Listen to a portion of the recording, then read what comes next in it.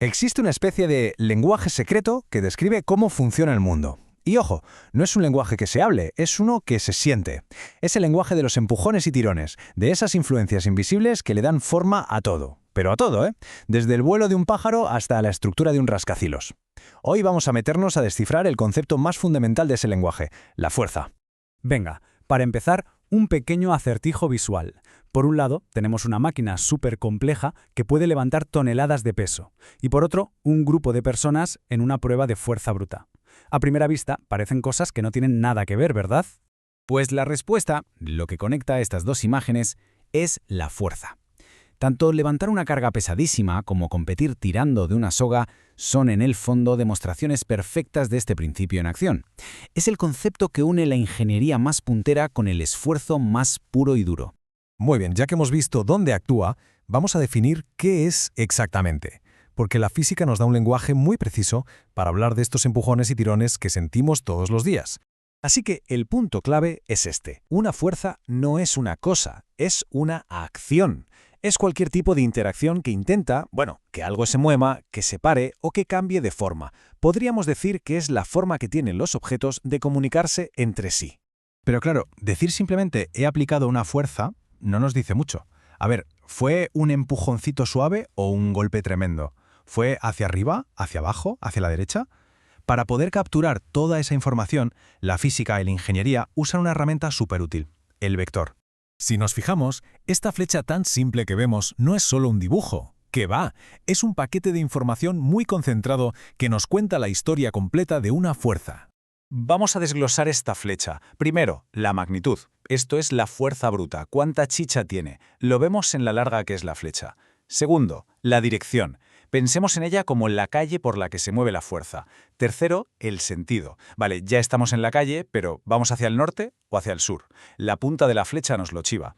Y cuarto, el punto de aplicación. ¿Dónde empieza todo? El lugar exacto donde se aplica la fuerza. Sin estos cuatro datos, la descripción de la fuerza se nos queda coja. ¡Fantástico! Ya tenemos la teoría controlada. Ahora vamos a ver cómo estos conceptos, que parecen tan abstractos, cobran vida en el mundo que nos rodea, porque aquí es donde la cosa se pone de verdad interesante.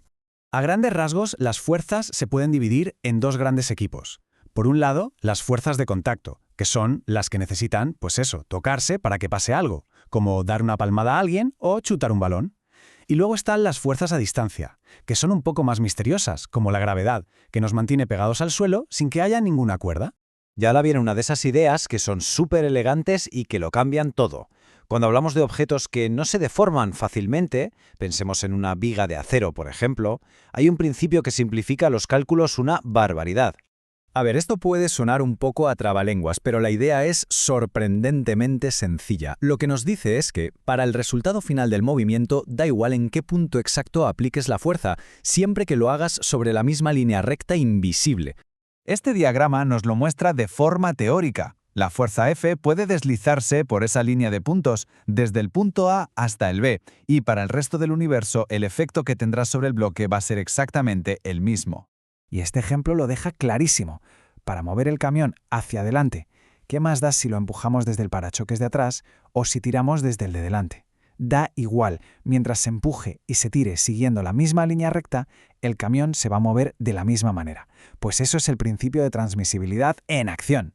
Es muy raro que sobre un objeto actúe una única fuerza. Lo normal es que haya varias a la vez.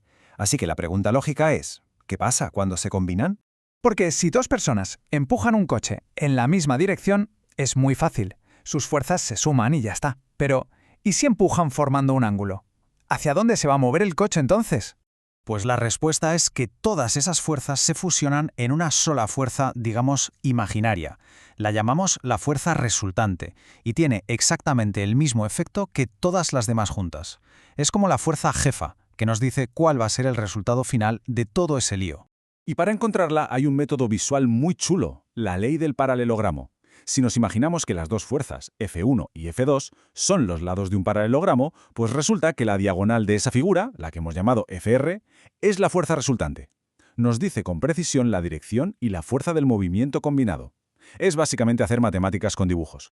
Hemos hablado bastante sobre cómo las fuerzas mueven las cosas en línea recta.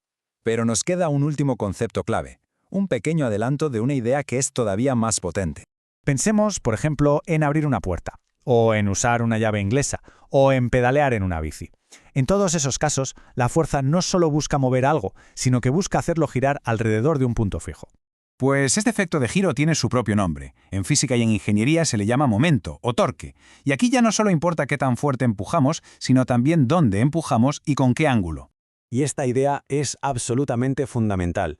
Entender los momentos es la clave para diseñar motores, para construir puentes que no se caigan, en fin, para entender casi cualquier máquina o estructura que nos rodea. Es como el siguiente nivel en el lenguaje de las fuerzas.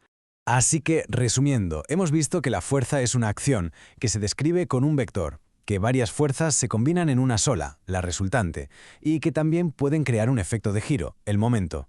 Con estas ideas, la próxima vez que se abra una puerta ya no veremos solo empujones y tirones, veremos que el arquitecto invisible está ahí, trabajando. Solo hay que saber mirar.